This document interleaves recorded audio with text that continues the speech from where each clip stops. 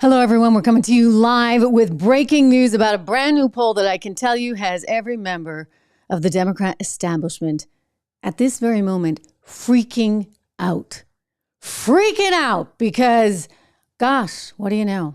Donald Trump could actually just win again. We're going to talk about that. We're going to talk about all this crazy money that's being spent in Ukraine. We're going to talk about how Joe Biden just can't seem to figure out this whole mask thing nowadays with COVID, even though his wife tested positive. He can't figure out how to put it on.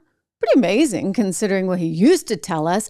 And, you know, I actually want to get to some of this stuff that Tucker got into yesterday with his interview with this former felon who's done time and is making some pretty wild accusations about former President Obama. I didn't want to cover this story initially, but I'll tell you, actually, Ben Shapiro said something very interesting on Twitter, which was spot on, which was that Jean Carroll was covered at length, and the mainstream media was all in on that one.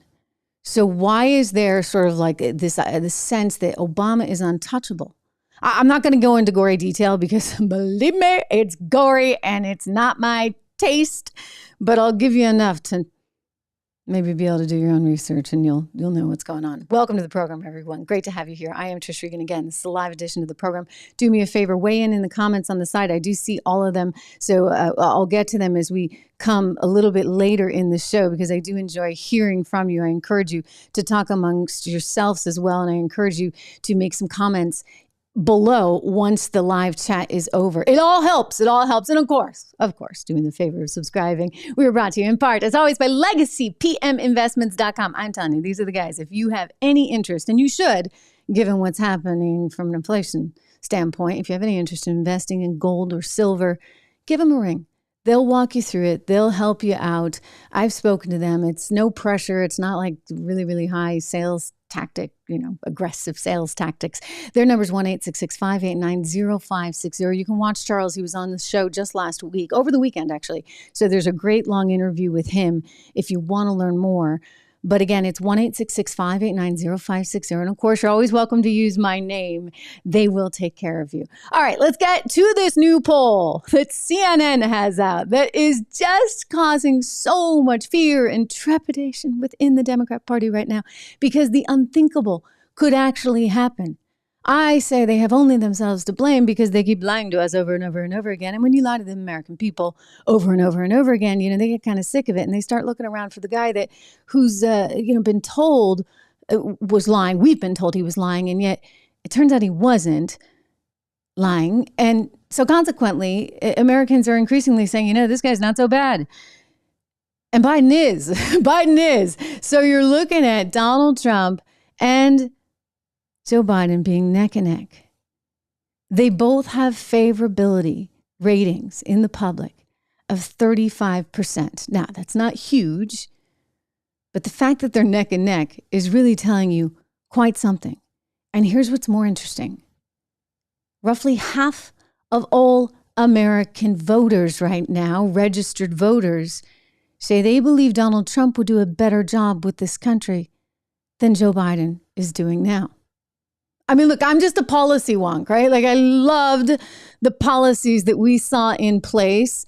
Some things could have gone better towards the end. I don't think he should have shut down the economy. I was quite vocal about that. Landed me in a whole bunch of trouble, but I don't care. I'll say whatever I need to say because I feel very strongly about these things. That was probably my only quibble. For the most part, however, in terms of the overall policy, it was some of the best economic policy that we have seen in years. Some of the best tax policy, although I personally didn't benefit because I live in one of those northeastern states that used to benefit from this sort of transfer payment that Donald Trump got rid of. But it was the most fair policy, and we did a lot to really help see some job growth, see some middle wage growth, and fortunately get people back to work. Inflation was low. Unlike now, we got 16% inflation. Thank you very much. Joe Biden likes to tell you otherwise, but we know the truth. And so again, when they lie to us and they lie to us and they lie to us, at some point, Americans just get kind of sick of it. And this is something the Democrats are kind of cluing into, and it's scaring them. potentially 46% of Americans are willing to return him. That's MSNBC's fault. The White House. It certainly lays out what this poll Eugene I think Robinson does. It should lay out to Democrats that this is going to be a close election. They can't take anything for granted. They should assume it's going to be decided by perhaps tens of thousands of voters in the swing states that we all know about, and they better get cracking now because there's a real risk, and I can't believe I'm saying this, there's a risk that Donald Trump could return to the White House. He can't believe he's saying it, but he's got to say it because you know what? That's the reality, and that's what the polls are showing. And if Biden keeps up this nonsense, and if we are able to prove, which I do think, if the House moves forward with an impeachment trial, we will prove. We will see that there was a direct connection between what the son was doing and what the big guy was doing. If that gets proven out, I mean, it's game over. I mean, at that point, I guess they would welcome the opportunity to run somebody else like Kamala. Well, forget Kamala. Kamala's never, ever, ever, ever, ever, ever. You heard it here first, okay? I'm sorry. I'm a pretty good judge on these things. You know, I can tell you who's going to be good on television, who's going to resonate with people, who actually has the je ne sais quoi. And by the way, the intellect to carry things forward. Kamala's not it. I promise you that. You have only to look at her polling data back in New Hampshire. New Hampshire, my home state, where we're usually, not always, but usually pretty consistent on selecting the winner as a first in the nation primary. Anyway, Kamala, no. Not happening. Definitely not happening. So they're going to have to go look around. I think Gavin Newsom is waiting in the wings, but he's got a whole series of policy failures that he's going to not really be able to live down. They'll just hope that he looks a little better and that he knows where he's going and that he doesn't fall over. I mean, this is how low the bar is, folks. Think about that. That's how low the bar. Can you walk up the steps of the plane? Can you not fall over at the Air Force graduation? I'm sorry, and I hate playing it, so I'll spare you that because I'm still an American no matter what. And I don't like seeing our president fall, but nobody does. And then, I mean, what kind of decency does he have? His wife has COVID. He's running around doing all his public appearances still. and actually going so far as to put the Medal of Honor on a very elderly gentleman after having taken off his mask. I mean, huh? Act of service to the nation and his comrades in arms. He's taken off his mask. You know, he's like a little kid, you know, the 2-year-olds that they couldn't keep the masks on in the plane because they're irritating. And so the kid takes it off and then the mom's in trouble. He's like the 2-year-old taking off his mask. He doesn't want to wear it. Look. Hello, everybody. Let me explain to the press. I've been tested again today. I'm clear across the board. But they keep telling me because this has to be 10 days or something, I got to keep wearing it. But don't tell them I didn't have it on when I walked in. Yeah. And then when he does walk in, he takes it off right away. But I should also point out, he walked right out of that ceremony before they even did the benediction. Again, not seemingly knowing where the heck to go. Okay, so he's kind of out, right? Like if they don't actually run someone else, they will lose for sure, without a doubt. I mean, this was the Democrats' fault with Carter. And I did say this would be Carter 2.0 all over again. It certainly has been. But Americans are frustrated because, you know what, there's like a whole bunch of stuff going on. I'm going to get to the Ukraine spending because it's just outrageous. Blinken's over there. By the way, John McCain, and I know many of you aren't necessarily huge fans of John McCain, but boy, was he pointing on this one. John McCain said years ago he did not want Antony Blinken getting a job as Deputy Secretary of State in the Barack Obama administration. He said, normally I don't vote against these things because I think that, you know, people should be able to choose their own people. But this guy is dangerous for the country. And American lives will be at risk with Antony Blinken. He is dangerous for the country. Well, let me tell you about it. He definitely is. He definitely is. In my opinion, the way we got out of Afghanistan, the money that we're spending right now in Ukraine, we'll get to that in just a second, not to mention the corruption that may be involved, given the little boy Hunter's escapades. But before we do, think about, again, why people now have decided that life with Joe just ain't so hot, right? Middle class Joe is not looking out for the middle class. His own son, for goodness sakes, doesn't even pay his taxes. Yet he wants middle class taxes to go up. We've got a murder rate nationwide that's up 45% in the first 6 months of the year versus last year. We've got a border disaster, more on that in a second. We've got an economy that shows 16% inflation since he came to office. He likes to talk about it going down, but he's not looking at you can make numbers do a lot of things. But if we just take it from when he came into office to where we are now, it's up 16%. Sure, it may have come down in the last couple months, not last month, and went up last month, but at times it's come down after he drove it higher, double digits higher. You're feeling it at the gas tank right now because gas prices are going up, yet he doesn't want to drill in Alaska. Well, because he's trying to court the extremist left, environmentalists, et cetera, et cetera, et cetera. But you know what? This is a gigantic economic mess because there's no energy policy. There's no economic policy. There is no border policy. There is no let's be tough on crime policy. And consequently, the people are hurting. The people are hurting. And even those liberals there in New York City, like the mayor, Eric Adams, he's warning of how disastrous this president's policies on the border are, this president's unwillingness to deal with our immigration crisis. Watch him here. Support. And let me tell you something, New Yorkers.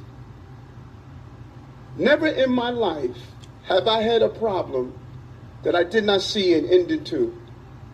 I don't see an ending to this. I don't see an ending to this. This issue will destroy New York City. Destroy New York City.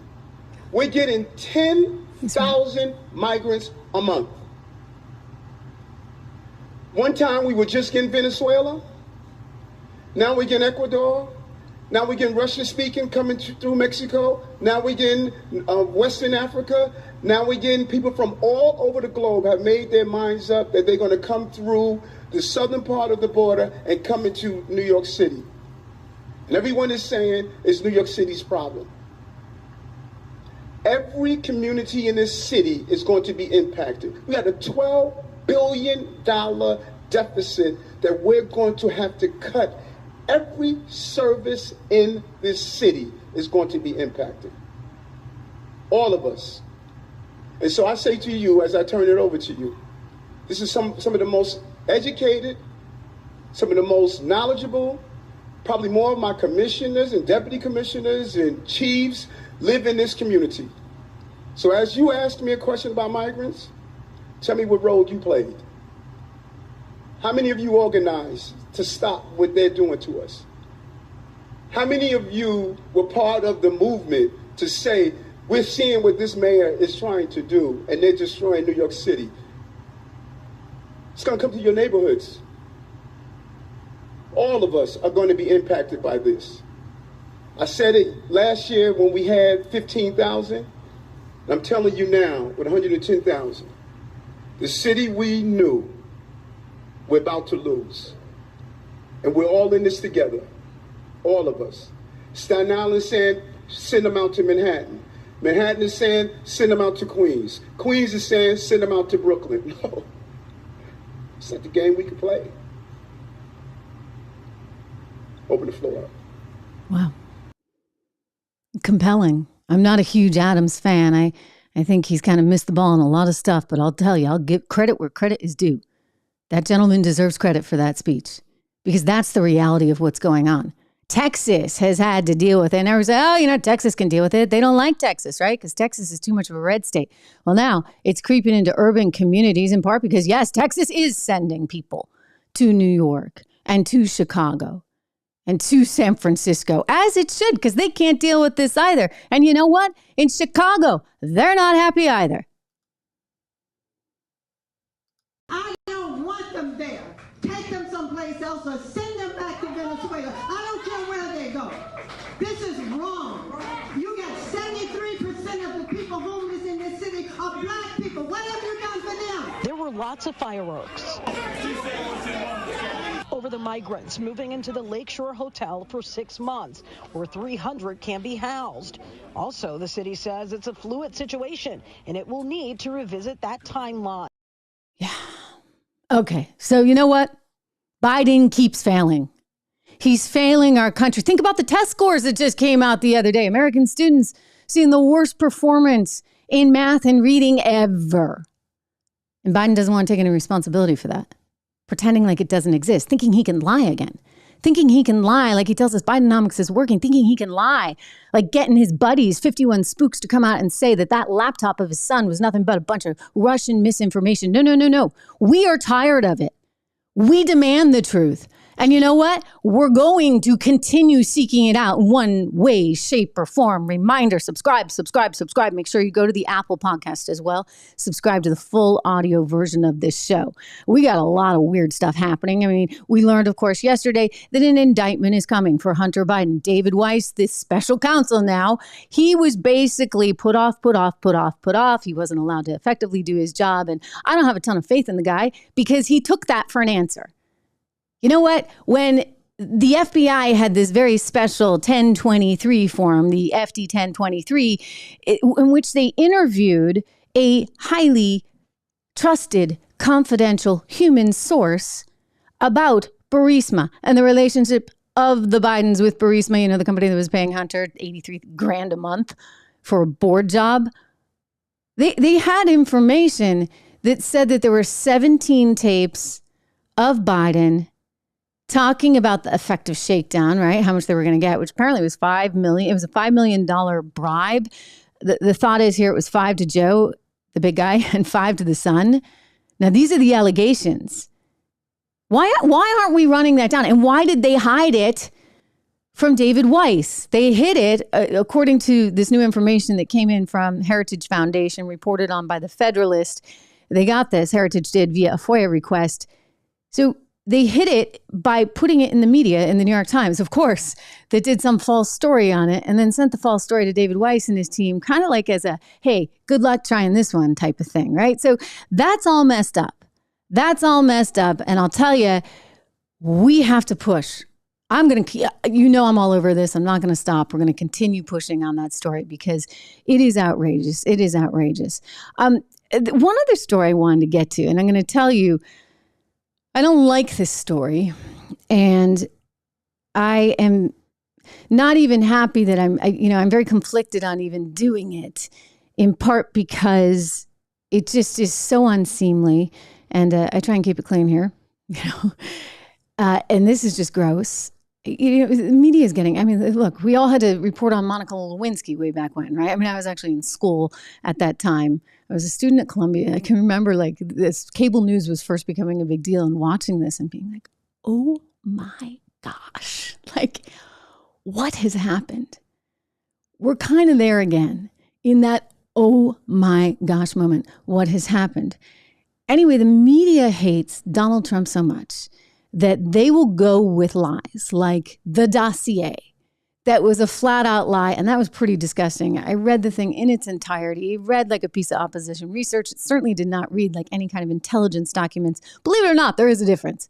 And so I saw through that thing right away. So if I were working in the intelligence community, my immediate reaction would be to go and try and track down all their sources. That's what one would do as a journalist, right? I'm not going to go with somebody else's reporting. I need to know it myself.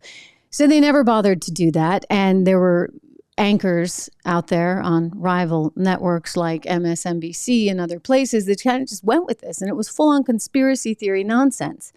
And I'm like, why do people do that? So I'm, as an individual, always very cautious about this stuff. And as an individual and as a journalist, want to, again, just urge caution when you hear this little bit. I would encourage you actually to listen to the entire thing and make your own judgment here about a gentleman by the name of Larry Sinclair. So I'm going to show you a little excerpt from Tucker's interview with Larry Sinclair. So this guy came out years ago when Obama was running and basically said that he had an intimate relationship with Barack Obama and that they had done some illicit substances, specifically cocaine, together. This guy, I should point out, is not necessarily like somebody you'd consider a really trusted source because, he's a convicted felon.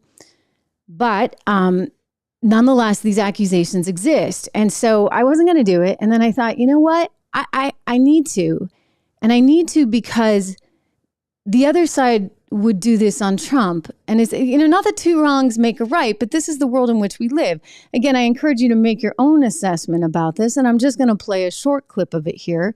But think about why it is that this story was squelched and all the stuff on Trump, including the dossier, which was fake, was not.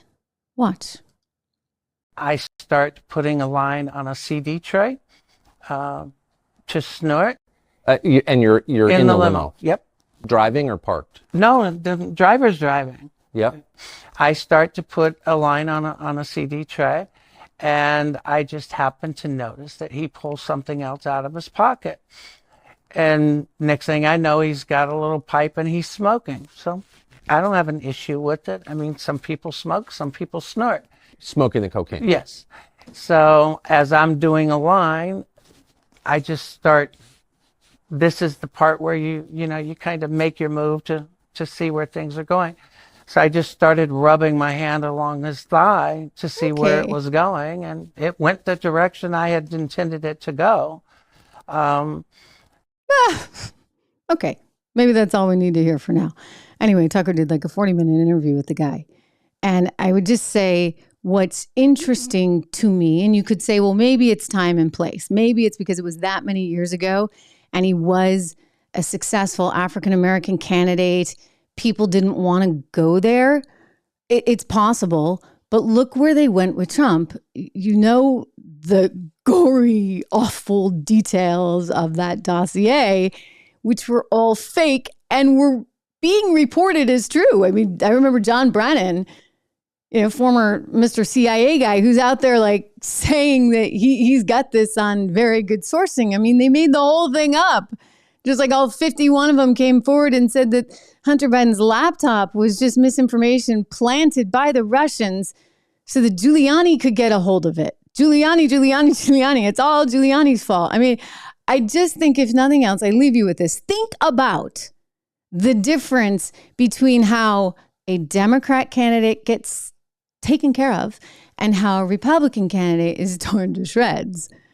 I mean, they'll make up stuff, right? On the Republican side. I have no idea what to really do with that information. And that's why I don't love bringing you stuff that's very hearsay.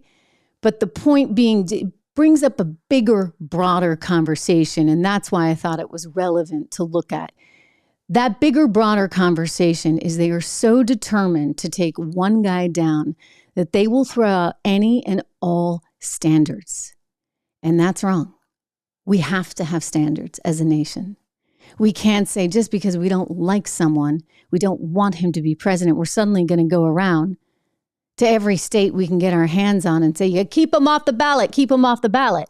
We'll go ahead with that 14th Amendment thing, even though the 14th Amendment doesn't actually apply because, he was not charged with an insurrection. Go through all 91 counts, ladies and gentlemen, not one charge of insurrection. So our country is in a bad place. There is one group that wants full control.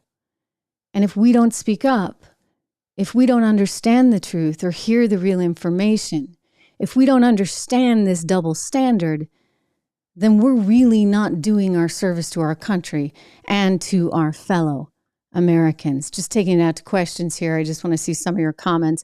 Thanks, Don, for being here again. I threw you off today, guys. I came in with an early show. If we're lucky, we may have a matinee special later in the day. But I did want to just come to you and speak to you about this poll that had just come out. So I appreciate you all being here. Somebody's complaining about Facebook right now, probably because I did that Obama story.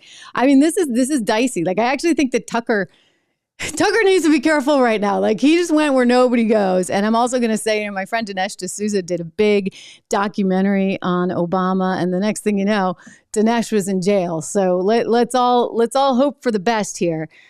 I just think we've got to be, I don't like trafficking in misinformation, which is why I was disgusted by that dossier and even disgusted that it got published. And I don't love this Larry Sinclair information because I have no way of authenticating it myself. However, I think it's critical to at least get a little smidge of it so that you think about the double standard, because that's really, really what's at stake, right? This double standard. And right now, there's a mentality, if you would, in Washington, D.C., among the Democratic elites, which is my way or the highway. My son doesn't have to pay his taxes. My son doesn't have to register as a foreign lobbyist. My son can make money from Romania and China and Ukraine off all these energy companies, interestingly, given that, they're also focused on the environment when these energy companies are clearly not. So I get it. Oh, you squelch American energy while taking kickbacks from all the foreign energy suppliers. Is that the deal? It's wrong. It's messed up. And I know the Clintons, by the way, they set a really bad standard quite openly. Maybe it's better to do it in the open instead of behind the scenes. But you had Bill Clinton out there, hat in hand, asking everybody for money for the Clinton Global Initiative while his wife was Secretary of State. That was messed up. And you know what? Donald Trump could have gone after her for it, and he didn't. I remember asking him about it. And we were just talking. This was not actually on camera or anything. And he said to me, he didn't think ultimately it was the right thing for the country, that we're still the United States of America and we don't want to be arresting people, putting them behind bars because they've been in public office, et cetera. He had the guy has a heart, and he knew that it wasn't a good look. And sure enough, he leaves. And what do they do to him? I mean, come on. They have no respect for the United States of America. You know how we know they have no respect for the United States of America? I'm going to play you. Let me see if I can find it right here.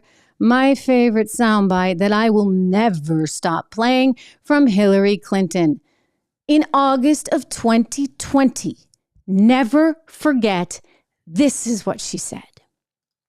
Joe Biden should not concede under any circumstances, because I think this is going to drag out, and eventually I do believe he will win if we don't give an... Everything he just said is absolutely false, but I'm not surprised. Really? Interesting. In the first debate, the audience needs to calm down here. I told people that it would be impossible to be fact-checking Donald all the time. I'd never get to talk about anything I want to do and how we're going to really make lives better for people. So, once again, go to HillaryClinton.com. We have literally Trump. You can fact check him in real time. Last time at the first debate, we had millions of people fact checking. So I expect we'll have millions more fact checking because, it's just awfully good that someone with the temperament of Donald Trump is not in charge of the law in our country. Yeah, because you'd be in jail. Secretary Clinton. He didn't do it. But we want to remind the audience to please not talk out loud. Please do not applaud. You're just wasting time. Joe Biden should not concede under any circumstances, because I think this is going to drag out, and eventually I do believe he will win if we don't give an inch. Okie dokie. You see what was going on there. In other words, like I said, he didn't take that opportunity. I know a lot of you wish he did, but he felt that it wasn't dignified for the United States. But that was just a great line. And then the announcer's like, no, don't get too excited, because the audience all started cheering. Anyway, we are in a bad spot. They're going to do everything they can to keep him off the ballot. I don't think it's legal what they're doing. So I think we're heading very quickly towards some kind of constitutional crisis. And that frightens me in many, many ways. Great to have you here. There may be an encore later this afternoon. So make sure not only that you are subscribed, but hit the bell so you know when I'm live. Thomas, good to see you. Captain, good to see you. All of you. Don, of course, back with us as well. Stephen, very good to see you. Thank you for all your nice comments that I've seen on our multiple platforms. Really, yeah, Jonathan, we are in the divided states of America for sure. Maybe we just need to say the Pledge of Allegiance more. Do they even do that in school anymore these days? That's how we used to begin our day, every day in school, I remember. Hand over your heart, saying the Pledge of Allegiance. It kind of makes you wish for another time. Anyway, thank you for being here. You may not see me later this afternoon, so make sure you're subscribed, you hit the bell, and we'll talk some more.